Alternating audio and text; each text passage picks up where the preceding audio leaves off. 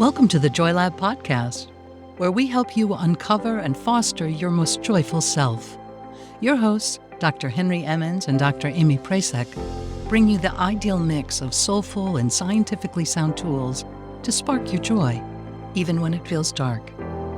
When you're ready to experiment with more joy, combine this podcast with the full Joy Lab program over at joylab.coach. Hello, I'm Henry Emmons, and welcome to Joy Lab. And I'm Amy Prasek. Here at Joy Lab, we infuse science with soul to help you uncover joy. We do that by building the elements of joy, the positive emotions and inner states that become the building blocks for a joyful life. So the element for this episode is equanimity. And we're going to work on building up your baseline of equanimity and also how to use it as a tool when you feel the complete opposite of equanimity. Yes, the complete opposite of equanimity. That's what most of us are familiar with. Right. And that goes by a lot of different names: fear, anxiety, irritability, moodiness, upset, agitation, feeling stressed out. In the mental health world, there's this concept called emotional reactivity, which is essentially the opposite of equanimity. And that's a really important concept because it's considered one of the best ways of predicting whether someone's going to have a future episode of anxiety or depression. And basically, it means that your mood is unstable. It's easily thrown off. And that's not good for at least a couple of reasons. One, of course, it feels bad to be emotionally reactive. And then secondly, it just leaves you a lot more vulnerable to things that are completely outside of your control. Now, the answer is not to try to get more control over things. It is to try to gain a greater degree of emotional steadiness. So in a sense, equanimity is emotional steadiness. But it's not the kind where you don't have any feelings, where you're just cool or unemotional. It is normal and healthy to have ups and downs, to feel things even really deeply. But it's still possible to have this inner steadiness where your mood might shift, but it does it more gradually, or it just doesn't go to such extremes. And then you're able to bring it back pretty quickly to a point of stillness again, to this nice, calm center. Yeah, the idea of feeling things deeply and maintaining this steadiness seems so paradoxical at first, I think. But when you sit with it for a moment, it becomes more obvious. To sustainably feel things so deeply, to really be in this world and participating, we need that emotional steadiness, or we'll just be exhausted and overwhelmed, which are the words that ring more true a lot of the time for us, I think. I like thinking of steadiness as synonymous or a key quality of equanimity as well, because it reminds me of a process rather than like a state or a trait. And maybe I connect with this word more because I'm just thinking here, my 4-year-old is obsessed with hopping from pavers or like rocks to rocks. I'm sure other parents know what I'm talking about. But when she's on top of a rock, bouncing and getting ready to hop to the next, she'll say, steady, steady. Ooh. I know. And I can see like all of her engaged in this steadiness, working with the wind, or on a more shaky rock. I really like that sort of active, authentic, fully engaged image of equanimity. Cool. Taking some wisdom from the kids here. And I think I particularly like that because it also contradicts this monastic sort of guru stereotype that I think equanimity can get interpreted as. Like there's one expression of it that we all have to mirror. And I completely fell into that when I first encountered equanimity. I was at a lecture, tell the story quickly, and this guru, self-proclaimed guru, was explaining exactly what equanimity looked like. And one of the most pressing things this person said was that as you move into equanimity, you will become more quiet, like vocally. Your voice will become softer. And this person was very evolved, full of equanimity, because even with the microphone, I could hardly hear them speaking. So I was like, absolutely. I can drop down a few decibels and get enlightened. I'm all for a quick trip. And for like 2 weeks, I spoke so softly. And so many of my friends were like, are you sick? What's wrong with you? Why are you laughing like not like yourself? Because I laugh loud. And after 2 weeks of this nonsense, I was like, this soft voice stuff is BS, at least for me at that point in my life. And today, I've come so far in my steadiness, but I haven't gotten any quieter when I laugh, which I like. I also really like this concept of upekkha, which is a Pali word that is sometimes translated into equanimity, but it really has this understanding of being able to see all around, to see the bigger picture without bias. It's this very calm, sort of loving stance of taking it all in. That's how I kind of see my daughter. It's maybe why it popped into my mind. When she's bouncing on those rocks, she doesn't like fight the shaky ones or the slippery ones or change who she is to balance better. She takes in this full landscape and the variables and works to maintain sort of her unique steadiness amidst whatever the elements bring. And she's joyful amidst that balancing act, which we can all be. And so let's lay it out here in the next 5 episodes. We're going to do just that.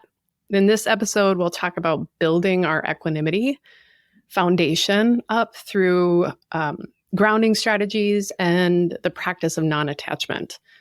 And then in the next 4 episodes, we'll learn how to stay steady when an emotional storm hits. So we'll learn some really accessible practices, some strategies to tap into this steadiness. Again, we all have it, and we can use this element of equanimity to move through life in a way that is more nourishing and less depleting. I would even say that equanimity is our natural state. I think of it as our default mode. And I agree with you that it looks a little bit different for everybody. We're just not all built alike, and some of us are simply more emotional or louder than others. But still, the capacity for emotional steadiness is built in to all of us. It's what Pema Chodron calls our natural mind. And then she refers to emotional unsteadiness as wild mind. And I just like those terms because they're so easy to relate to. And, we often refer to Pema Chodron in Joy Lab because she just seems so human and her language is so accessible. Yeah. She is a Buddhist nun, a writer, and a teacher, but still she's somebody we can all relate to because she seems to struggle with a lot of the same stuff that we all do. So we're going to lean a little bit loosely on her teachings about equanimity. In the next few episodes, we'll dig into some of the lessons she shared on this recording called Bodhisattva Mind. She describes a process of staying steady during an emotional storm, and she calls the process remaining like a log. Now, she drew from the writings of Shantideva, who was a famous teacher way back in the 8th century. Shantideva, the story is that he was known as being kind of lazy as a student and kind of a ne'er-do-well, and nobody expected much of him. And then one day he got up in front of the whole monastery and he gave this incredibly brilliant teaching. And then there was a book that he wrote called The Way of the Bodhisattva, which is still famous and still used by a lot of current teachers, including Pema Chodron. In that Shantideva teaching, I think he levitated, supposedly. Is that right? Do you know the story? Oh, yeah. Yeah, maybe. I don't know. We can do that later. But we'll have a whole month on levitation. Levitation. in this phase laid out by Pema Chodron, we're going to do the opposite of that, which is to get more grounded. what a better way to build up our foundation for equanimity than this? Feeling stable, grounded, connected. Well, I think it's time for a metaphor to just try to get some clear picture about this. So I'm going to draw from nature and from my own life for this metaphor. So here goes. We have a cabin on a lake right by the boundary waters in northern Minnesota. And once in a while, when it is calm in our bay and the water is just like glass, I really like to take out my paddleboard. Paddleboard, if you don't know it, it looks like a surfboard and you stand up on it and you just paddle around. Now, I'm not very good at it, but when the conditions are ideal like this, I can do it and I just really enjoy it. It is so peaceful and serene, and that just speaks of equanimity to me. However, most days are not that calm. It seems like it's usually windy up there, and it does not take much wind to make me fall off the paddleboard. So then I've got three choices. I could work to get more skilled with the paddleboard. I'm trying to do that. Or I could take out some different boat that's more stable, like a canoe or a kayak. Or I could just be patient and wait for things to calm down. I've done all of those, and they all work to a degree. But the breeze, I think, it creates just enough stress to teach me how to roll with what life is giving me. So in a sense, I think of it as my equanimity training. Now, sometimes, however, life gives us storms, like real storms, not just a nice steady breeze or choppy waters. And then what? I'll tell you, I do not want to get caught out on the lake up there during one of these really bad storms. So I am going to head for the shore, find safe harbor, find something sturdy to tie my boat to. In other words, I'm going to want to get grounded. And I really think that this is true for emotional storms as well. We need to find a safe haven. We need something to steady ourselves. And so we look for something physical, solid, really tangible, like our own body, or maybe a soothing physical activity, or maybe another person who gives us a sense of comfort or safety just being in their presence. Amy, why don't you share something to get us started here, something that's really accessible for all of us? Yeah, I think one of the easiest and most fast-acting things we can do is to put down our devices, and as you do on your paddleboard, Henry, go outside or next to a big window if you can't go outside. Find some blue sky or some green plants or some brown dirt or sand and just do something on it. Taking a walk, looking around, letting the sun shine on your face, nap on the grass, build a snow person, go snowshoeing, plant some quick growing herb or vegetable seeds, play basketball or play on the playground, hop from rock to rock. Grounding in this way, activating your senses of touch, hearing, smell, sight with nature around you is really powerful. There was a recent study that actually assessed well-being with regard to people's access to green and blue spaces in their neighborhood. So this is the opposite of sort of a concrete paradise, right? The study was looking at natural outdoor environments. And I like this study because it was sort of a more sophisticated analysis of access to those natural spaces. But the results were consistent with other studies. Basically, if folks could see the sky without a bunch of buildings in the way, their well-being was better. If they could see some plants and access natural ground like a meadow or a park or a community garden, their well-being was better. And interestingly, the study also found that the green spaces were associated with more community participation, sort of this mediating factor. That participation was the big driver for the boost in mental health that was seen in these communities. right? So we can explore these outdoor spaces, meet our neighbors, connect with some people, so that when a storm hits, engaging with those spaces, those activities, those people might pop up sort of more automatically. So here's another thing we can access that I think is underappreciated, and that is food. A lot of times we think about stress eating, and it's usually viewed as something bad or unfavorable because it's pretty easy to do it mindlessly and then overdo it, make yourself feel sick or just feel worse. But, it's really not hard to bring some mindfulness to eating, to just notice the taste, the texture, the density, the color of the food. Like to chew more slowly, more intentionally, and even really experience the sensation of swallowing, which we usually just do automatically. Anything that makes you more aware of the earthy, physical aspect of the food. It connects you with your own body, and it can just soothe or calm your nervous system. It is almost always available. We do it several times a day anyway, so it's really easy to access. And I just think that if you're looking for something quick and easy in a pinch, there is nothing wrong with using food.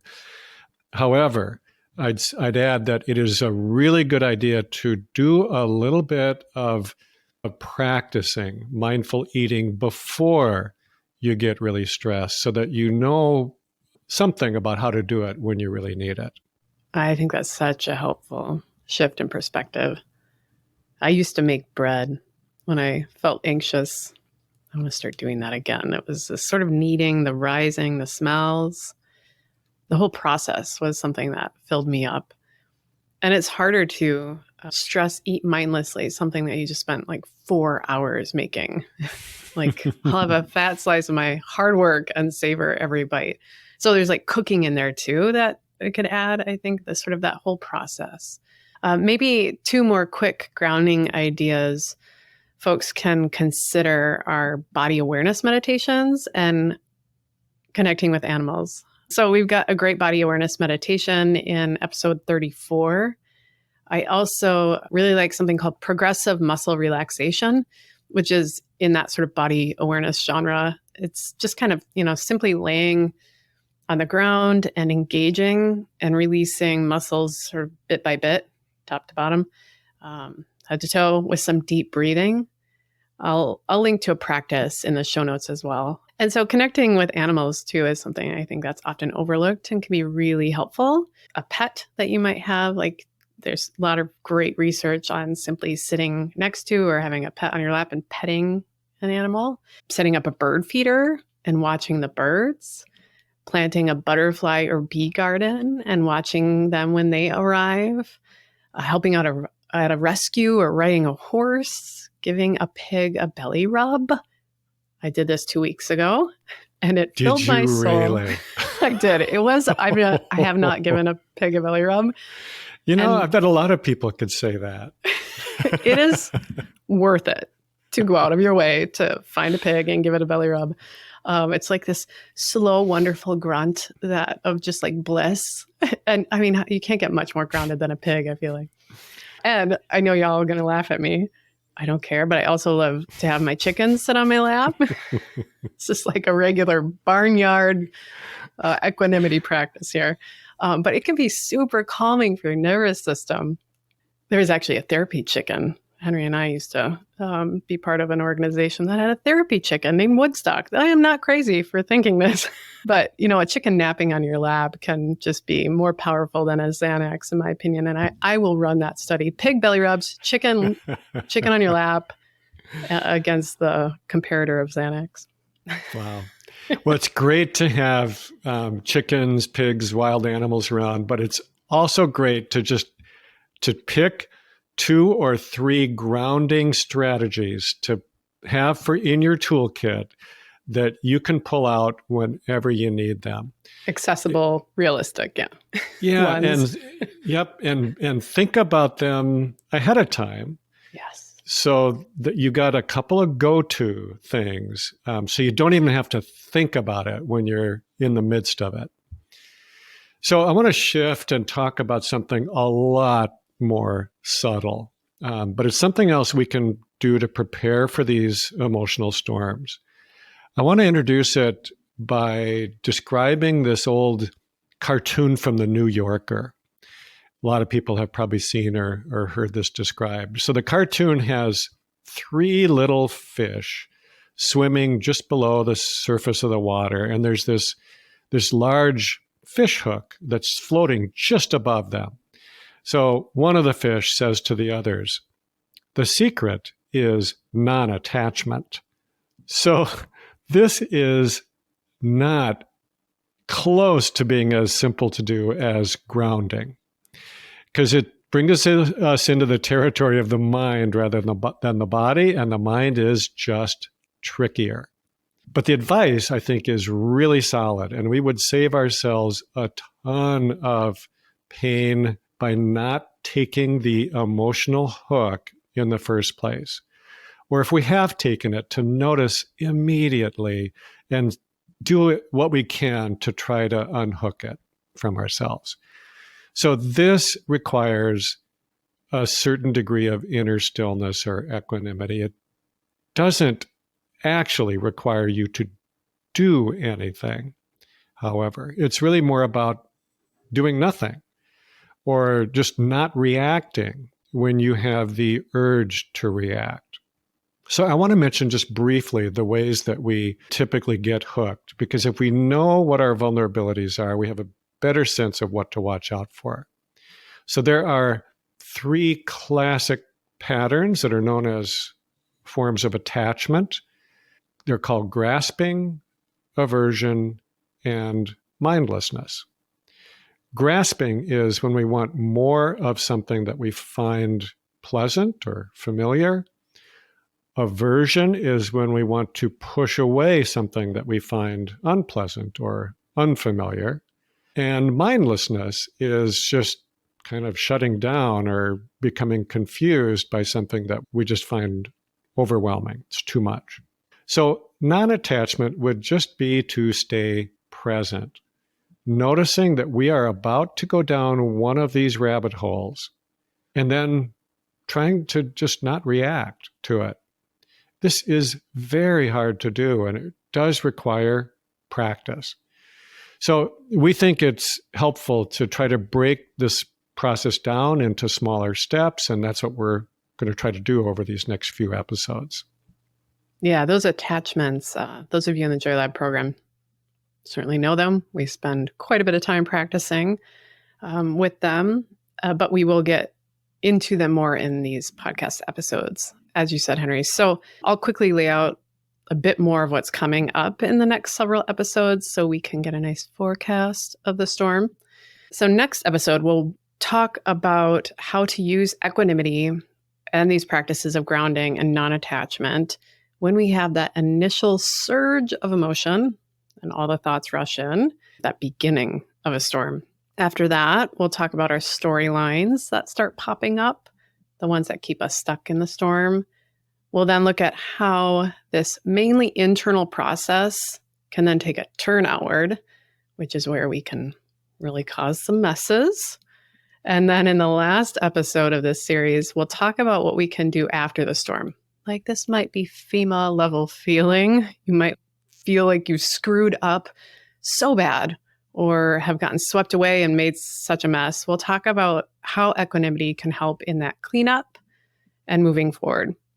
And now I want to leave us with some wisdom from the late 17th century Mother Goose rhymes. I love this rhyme because I think it's both unrealistic and completely wise. Just depends on my day.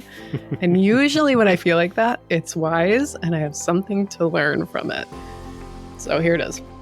For every ailment under the sun, there is a remedy, or there is none. If there be one, try to find it. If there be none, never mind it. Thank you for listening to the Joy Lab podcast.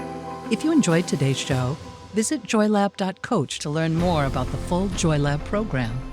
Be sure to rate and review us wherever you listen to your favorite podcasts.